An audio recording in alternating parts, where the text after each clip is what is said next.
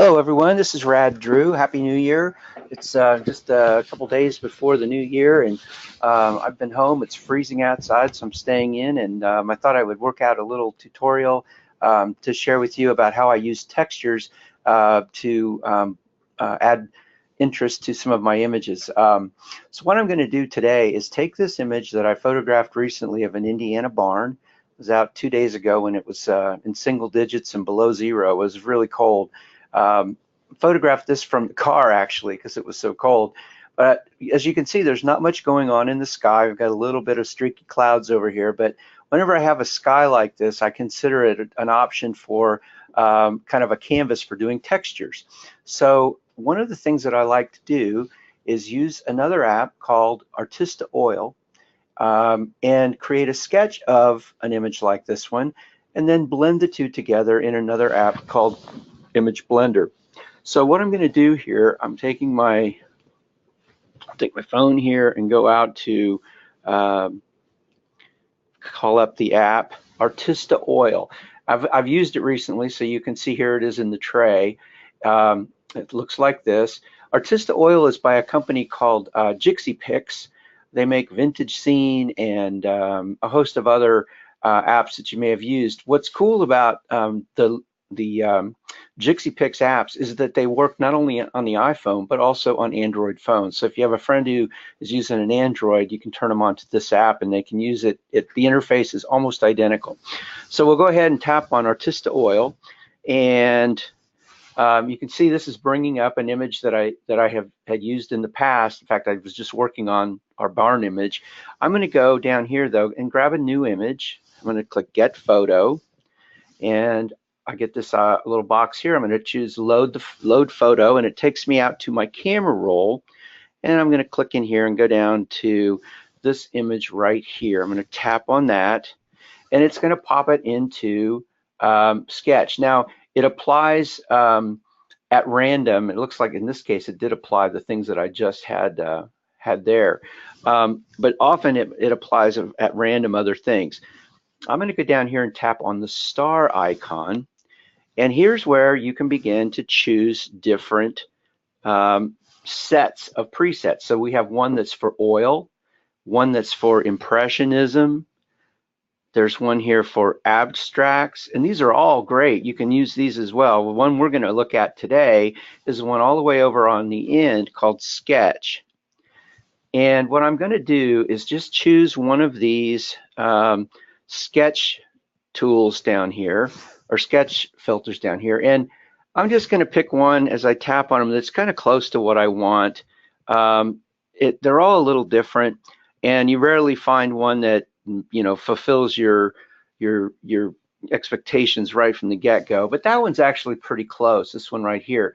But I look at this as a starting point for allowing me now to go ahead and make my own edits to this to get it the way I want. So what I'm looking for is creating a sketch that I'm going to blend with the original. So I'm looking for something that's going to give me some texture up here in this kind of bald sky, but I also like these different textures that I'm getting from the sketch here. So to begin to make adjustments in that, we're going to go into this button right here. It looks like 3 bulleted items.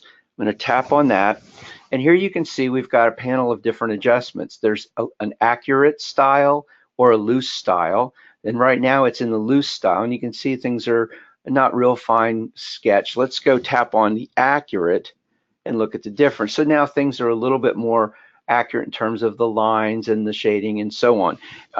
You can toggle back and forth between those two. There's loose again, and kind of see what you like. Let's leave it on loose for now. Down below we have 3 others here: pencil, outline, accuracy, and strength. So the pencil outline, if I take it all the way down, it's softening the outline of the image where the pencil lines are going to be the harshest. If I bring it up, it intensifies those a little. Some of these are very subtle changes. Accuracy, I can drop the accuracy down to the left and things are a little bit softer and fuzzier, or I can bring it up to the right and the sketch is a little bit more accurate. Similarly with strength, I can increase the strength and we have a very bold lines and so on, or I can back the strength off and soften things quite a bit. in this case, I'm going to choose something kind of in between. Now, the other thing that we have down here is the pencil color. If I slide this all the way to the left, there's very little color in that pencil at all. But as I slide toward the right, you can see we're adding more of this. This is like a forest green that's selected down here. You can change that color if you choose by simply tapping on that little box down there, the colored box, and it gives you a color picker. And you can begin to just take that little dot with your finger and drag it around until you find the tone or color that you want. I'm not sure I like that green at all, so I'm going to go over here where this slider is, and I'm going to drag that up into those gold tones and look for something a little more appealing for me. And there, that gives me a little bit more of a yellow tone, but I'm going to back my slider off so I don't have a lot of that in there. So now you can see you've lightened this up a little bit. It's no longer that greenish color, and that's kind of working. It's actually still a little yellowish, but I'm not going to worry about it. So the next thing we're going to do then is go over to the paper icon. I'm going to tap on that. And this is where you can choose some other colors. Now you notice there's a tint here. If I slide all the way toward that tint, we've got a pink color in here, which is kind of bizarrely random. I definitely don't want the pink. So, and you can see how that is affecting the tone of the whole image. So again, I'm going to tap on that little box. I'm going to take my finger over here on the color bar and slide it up to those. I want those gold tones again, somewhere up in there. And then I want to maybe drag that down to something like that. So now I've got a little bit darker tones going on, and I can play with that, that pencil color. I can back it off, or I'm sorry, the paper tint a little bit over here, and maybe take it down and have it be less green. So now the next thing I want to do is tap on this icon, which is our paper selection, or canvases as they call it. There are 48 different options that you have here. We can choose different ones, and you can see how they play out in the, and I'm going to pick something that appeals to me. Again, you can spend a lot of time just poking around here trying to find what you like, but I want something that's going to reveal those sketch marks that we're going to have eventually. So I kind of like that. I like this texture that it's laying up here in the sky. Paper tint, I might adjust that just a little bit, but that's going to work for me. But again, you're going to make these artistic decisions for yourself when you're working on your own image. So next I'm going to go over to the frame icon, very last one. And this is where you can choose an edge for your image, a border if you choose. And you can also choose the different style of shading that is going to be in your image. So first I'm going to start with the shading. I'm going to tap on this icon here. And you notice that we have, whoops, sorry. You notice we have 16 different shapes that we can, or patterns that we can choose from. And you can explore these a little bit. One that I really like is this number 3. It gives us these kind of diagonal hash marks. And then you can begin to play with the variation of that. You can increase that shade variation, or you can drop it down to minimize it. You can also increase the shadow strength or drop it down. And I'm going to look here a little bit, play with this a little more. I'm looking for a little bit more sweeping. Now there it is. I'm seeing it a little bit there. Not quite getting the look I'm going for here, but I'm playing around here with this a little bit. Let's go back one and choose. I'm going to choose a different paper, maybe this one, and go back here and try our variation again. And each of these is going to be a little different, so you're going to run into this as you play with these. I'm still not happy with that. I'm going to go back one more time and choose a different, there we go. Maybe try that, and then go back here, and I'm just looking for that spot where I'm getting the most of that kind of texture in the, there we go. That's pretty good. So we've got some of those lines running through here and down and below and so on. So I'm going to go ahead and save that. Now, I am going to tap on the edge icon. You have all these different, I don't know, 18 different edges that you can choose from that give you a different border on your image. I don't want to use any of those for this, so I'm going to stick with one. Tap on that. And now I'm ready to save my sketch. So I'm going to go tap the home button again. And it brings us back to our control icons. And here's the save button. And I'm going to save this. Now it's saving it out to our camera roll. And it's going to take a second because it is a fairly large file at this point. And the next thing we're going to do then is take this image with the unsketched version and blend them together in Image Blender. So, well, it's just taking its sweet time. And come on. It doesn't usually take quite so long. I'm not sure why it is on this one, but there we go. Okay, so now I'm going to go back out to the camera roll. We'll take a look at those images. And there's our sketch. And I'm liking what I'm seeing there, some nice texture in the sky and so on. So now I am going to go and open Image Blender. It looks like this one right here, the red and white icon. I'm going to open it up, and it's actually opening this image from before when I last used it. So I'm going to take all those out. So normally it would open up like this. You've got an image, a square on the left and an image square on the right. This is going to be your background and this is going to be your foreground, and you're going to stack these two images together. The first thing we're going to do is tap on the one on the left, the background, tap on library, go to our camera roll, and I'm going to go up here and get this image right here, which is the one that is unsketched. Then I'm going to tap over here on the box on the right, and I'm going to go get our sketched version right here. So there we go. So now we have here our sketched version, and let me change that to our normal blend mode.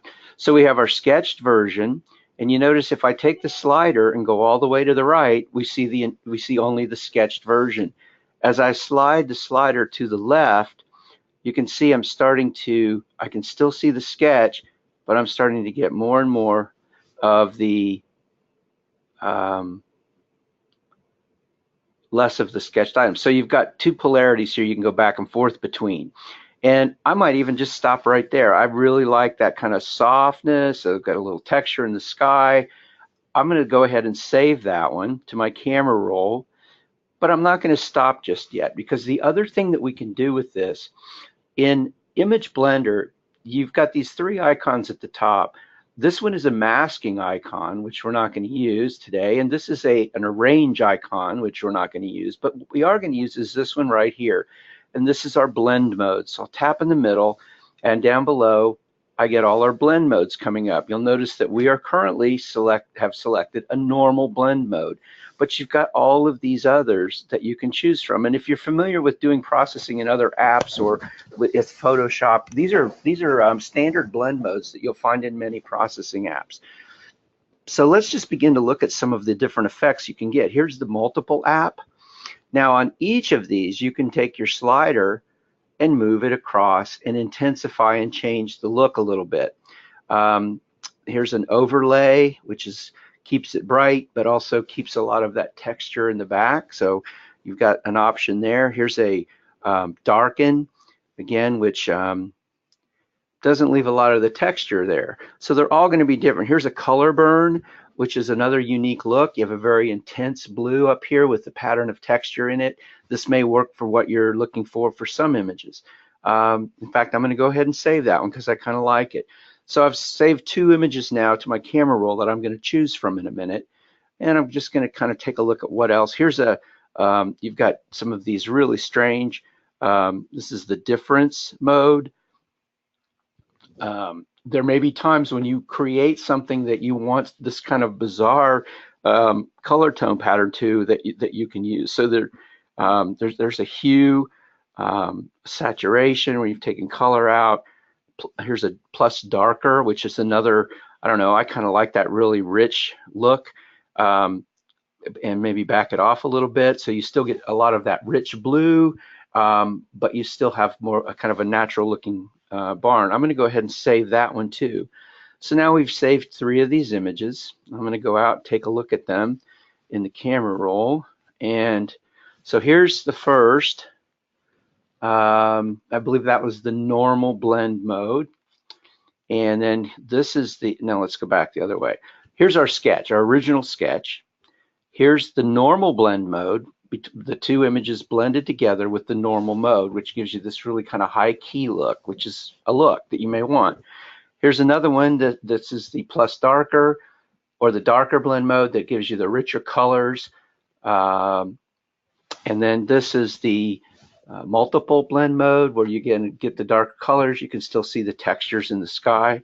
So those are 3 different options that we've created that you could choose as your final image. So that's really it. That's what I wanted to share with you today. Just one little technique for how you can use the Sketch program to add interest and texture to some of your images, especially those with a bald sky. So thanks a lot for being here today and for checking this out, and look forward to working with you in the new year. I've got plans for doing a series of webinars on other aspects of iPhone photography, and I'll keep you posted on that. You can always visit my website and sign up for my newsletter there. I'm at raddrewphotography.com. And by getting the newsletter, you'll get notices of other things that I'm doing online and tutorials that are available and things like that. So thanks again. Happy New Year, and see you in 2018.